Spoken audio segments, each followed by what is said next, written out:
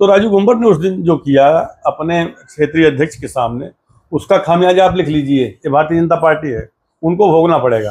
ब्राह्मण बिरादरी को 50,000 से ज्यादा वोटर हैं सदर सीट पे, वो भविष्य में कभी राजू गुंबर को टिकट नहीं करेंगे। वो खुद चिल्ला के कह रहे हैं। होर्डिंग लगवाए राजू गुंबर तो उसमें रघुलखन पाल शर्मा का फोटो ही गायब हुआ। बिल्कुल दोफाड़ हो चुका है। हाँ, ये दोनों एक दूसरे को फूटी आंख नहीं सुहा रहे हैं। नमस्कार, स्वागत है आप सभी का हिंदुस्तान 24 पर और मैं आप सबके साथ विपिन चौधरी। अभी हाल ही में संपन्न हुए लोकसभा चुनाव में सहारनपुर मंडल में तीनों ही सीटों पर भारतीय जनता पार्टी को हार का सामना करना पड़ा है। अगर सहारनपुर लोकसभा की हम बात करें तो यहाँ से राघव लखनपाल शर्मा को भारतीय जनता पार्टी ने प्रत्याशी बनाया था, लेकिन वो भी चुनाव हार गए। और हार के बाद राघव लखनपाल शर्मा और सदर विधायक राजीव गुंबर के बीच में भी खूब खींचतान चल रही है। उधर मुजफ्फरनगर लोकसभा सीट से भारतीय जनता पार्टी ने संजीव बालियान को एक बार फिर से चुनाव मैदान में उतारा था, लेकिन वो भी चुनाव हार गए। और हार के बाद संगीत सोम और संजीव बालियान के बीच में खींचतान चल रही है। अगर हम कैराना लोकसभा की बात करें तो यहाँ से भारतीय जनता पार्टी ने प्रदीप चौधरी को चुनाव मैदान में उतारा था, लेकिन वो भी चुनाव हार गए।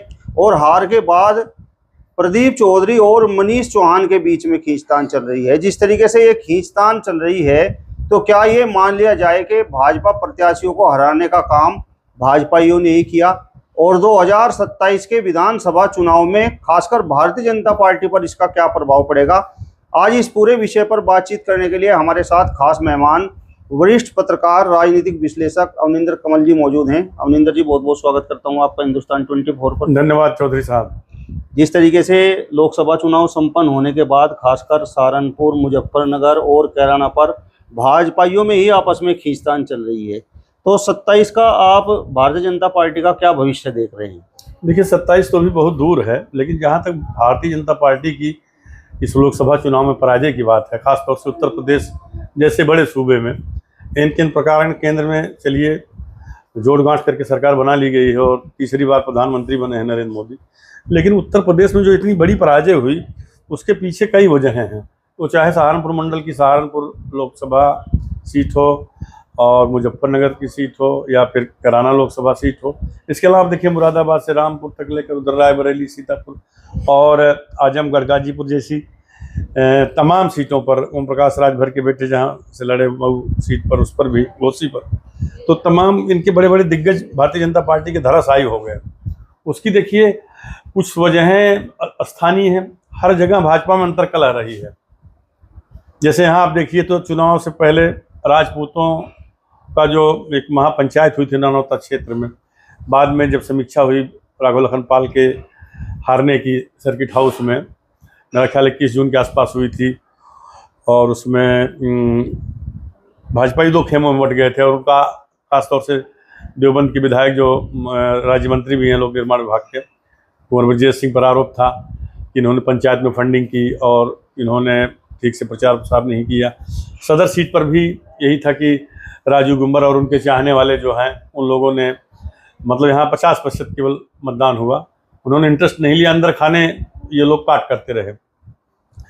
ऐसे आप मुजफ्फरनगर सीट पर आप देख लीजिए तो वहाँ संजीव बालियान और संगीत सोम में, लेकिन कई चीज़ें हैं जो बिल्कुल मंथन करने लायक हैं, जिसको भाजपाई भी इग्नोर कर रहे हैं, वो सतही तौर पर देख रहे हैं। जैसे सरधना जो विधानसभा क्षेत्र है संगीत सोम का, वहाँ से बीजेपी जीती है, बाकी अन्य जगहों से हार गई। ऐसे आप कैराना में आ जाइए तो कैराना में नकुड़ और गंगोह से प्रदीप चौधरी हार गए।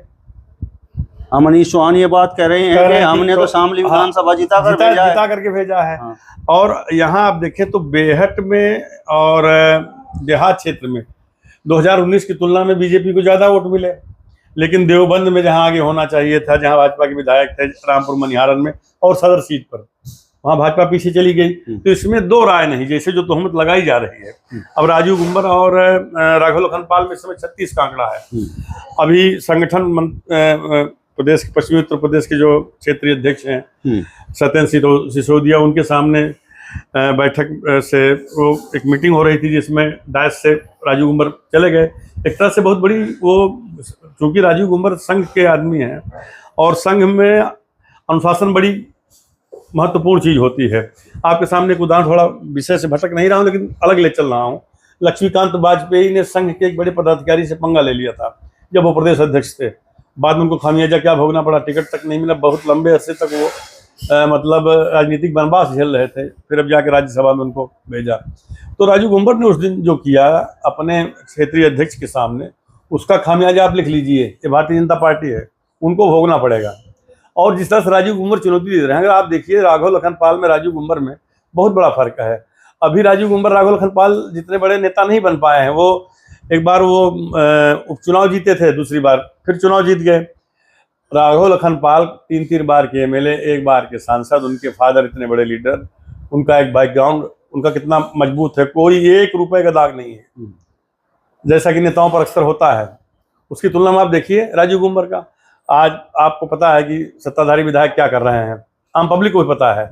और लिख करके ले लीजिए मेरी इसी बात को, अगला जो 2027 का चुनाव होगा उसमें इसमें से किसी भी चेहरे को मैदान में नहीं उतारा जाएगा, लिख लीजिए, चाहे पार्टी बदलेंगे, चाहे राजीव गुंबर हो, कुंवर ब्रजेश हो, संगीत सोम हो, मनीष चौहान हो, यानी कि भारतीय जनता पार्टी पर दांव नहीं लगाई। यहाँ की बात कर रहा हूँ, मनीष चौहान पर दांव लगाया जा सकता है क्योंकि वो अभी उनको कोई टिकट नहीं मिला है बीजेपी से और लोकसभा चुनाव में दावेदारी कर रहे थे।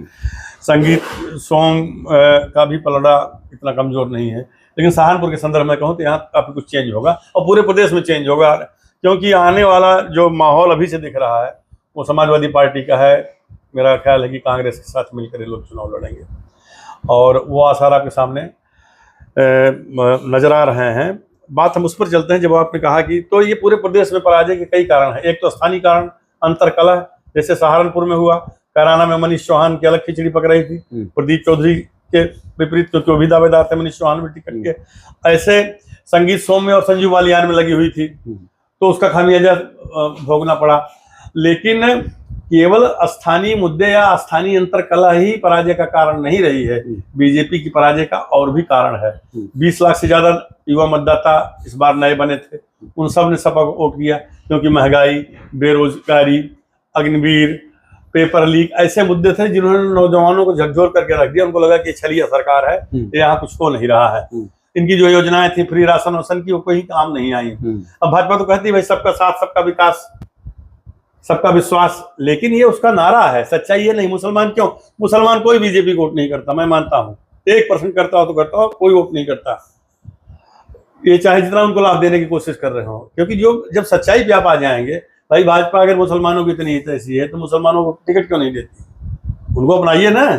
तो मुसलमान भाजपा को अपनी अछूत पार्टी मानते हैं, वो उनको वोटिंग नहीं करते। वो सारा मुसलमानों को पिछली बार बिखर गया था, इधर हो गया था, लेकिन इस बार सपा कांग्रेस गठबंधन को गया, नौजवानों को गठबंधन को गया। एक सत्ता विरोधी लहर जो थी उसकी वजह से भी, राजपूतों का विद्रोह वो एक अलग कारण रहा। और इस तरह की जो कई चीजें हैं वो मिला करके भाजपा की पराजय का कारण बना। और 10 साल तक सत्ता में है, केंद्र में रहे, और अब तो चलो मिलीजुली सरकार है, कब तक चलती है देखिए क्या कहा जाता है। लेकिन लबुलुबाब यह है कि स्थानीय अंतरकलह और भारतीय जनता पार्टी को लेकर जो एक नैरेटिव गढ़ा गया, वो उसकी वजह भी बीजेपी वाले हैं। जैसे लल्लू सिंह ने जो वहाँ से आ रहे हैं अयोध्या से, उन्होंने बयान दिया था कि 275 तो सरकार बनाने के लिए चाहिए, अगर संविधान बदलना है तो 400 सीट चाहिए। इस बात को अखिलेश यादव, राहुल गांधी ने मुद्दा बना लिया और दलितों में, अल्पसंख्यकों का भाई ये तो संविधान बदलने जा रहे हैं।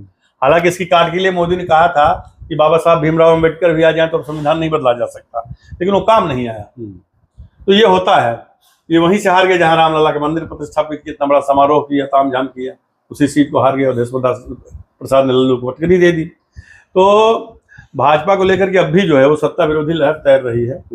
और ठीक है, 10 साल तक इन्होंने शासन किया, अब केंद्र में चलो फिर नरेंद्र जी प्राइम मिनिस्टर हैं और उत्तर प्रदेश में मुख्यमंत्री योगी आदित्यनाथ पूरी कसरत कर रहे हैं। विश्व चुनाव में ही पता चल जाएगा। जिस तरीके से ये खींचतान चली आ रही है, तो आपको क्या लगता है 27 तक ये समाप्त हो सकती है, या इसकी चर्चाएं शुरू हो गई हैं कि राघव लखनपाल शर्मा भी और उनके भाई राहुल लखनपाल शर्मा भी विधानसभा का चुनाव लड़ेंगे? नहीं, ऐसा नहीं। देखिए, दोनों को तो टिकट मिलना मुश्किल है, लेकिन राघव लखनपाल इतना डिजर्व करते हैं, 3 बार यहाँ से एमएलए रह कभी हारे नहीं वो, और गुंबर तो हार गए थे चुनाव पिछला वाला। तो राघव लखनपाल को तो यहाँ विधानसभा के चुनाव लड़ते हैं 27 का, तो मुझे लगता है कि पार्टी उन्हें टिकट दे देगी। और पुराने चेहरे तो नहीं उतारे जाएंगे, मैं भी संघ के कई बड़े पदाधिकारियों के टच में हूँ, मैं जानता हूँ वहाँ परिस्थितियाँ हुई है, तो इसका तो खमियाजा भोगना पड़ेगा अंतरकलह का। और पार्टी में जैसे अगर हमारी आपसे अनबन है ना, तो हम मंच पे भले आपके सामने हो, पीठ पीछे हम आपकी काट ही करेंगे, और यही हुआ है यहाँ पर। राघव लखनपाल शर्मा का जो मलाल है, अब आप यही देख लीजिए कि लोग कह रहे हैं कि वो ब्राह्मण और त्यागी तक सिमट के रह गए राघव लखनपाल, ऐसा नहीं है। हाँ, चूंकि ब्राह्मण बिरादरी को 50,000 से ज्यादा वोटर हैं सदर सीट पे, वो भविष्य में कभी राजू गुंबर को टिकट नहीं करेंगे, वो खुद चिल्ला के कह रहे हैं, तो राजू गुंबर का तो टिकट यहीं कट जाएगा। अब कोई नया चेहरा आएगा, राघव लखनपाल आते हैं, कोई और आता है, लेकिन अभी जो आसार लग रहे हैं, क्योंकि ये सब चीजें ऊपर तक जा रही हैं, सारी रिपोर्ट जा रही है। फिलहाल अभी तो गुंबर साहब है भाई, वो भी अपना प्रयास कर रहे हैं, सदर विधायक हैं, पब्लिक के बीच में जा रहे हैं, सारी चीजें हैं, लेकिन मुझे जो लग रहा है कि बीजेपी में ऐसा ही होता है। मतलब ये नाराजगी जो इस पूरे प्रकरण के बाद, नाराजगी नहीं भाई, अब इससे बड़ी बात क्या हो सकती है कि आपका क्षेत्रीय अध्यक्ष बैठा हो, बहुत बड़ी पोस्ट होती है, किसी विधायक की इतनी हिम्मत नहीं होती उनके सामने, लेकिन उन्होंने एक तरह से खुला चैलेंज दे दिया। होर्डिंग लगवाए राजू गुंबर, तो उसमें राघव लखनपाल शर्मा का फोटो ही गायब हुआ, मीडिया में ये भी बात सुर्खियों में आई, तो दोनों में तनातनी तो है ही है। और ये एक मतलब खुलकर सतह पर आनी है, और बिल्कुल दोफाड़ हो चुका है। हाँ, ये दोनों एक दूसरे को फूटी आंख नहीं सुहा रहे हैं। मुजफ्फरनगर में जिस तरीके से संजीव बालियान और संगीत सोम के बीच में खींचतान है, तो अब संजीव बालियान तो चुनाव हार चुके हैं। संजीव, देखिए भाजपा ने जो गलती की, 40 सीटों पर उन्होंने पुराने प्रत्याशियों को उतारा, तो सब हार गए चुनाव। और अंदर की बात ये थी कि योगी आदित्यनाथ इन सीटों पर परिवर्तन चाहते थे, वो भी एक बहुत बड़ा कारण था, पुराने प्रत्याशियों को उतारा जाना।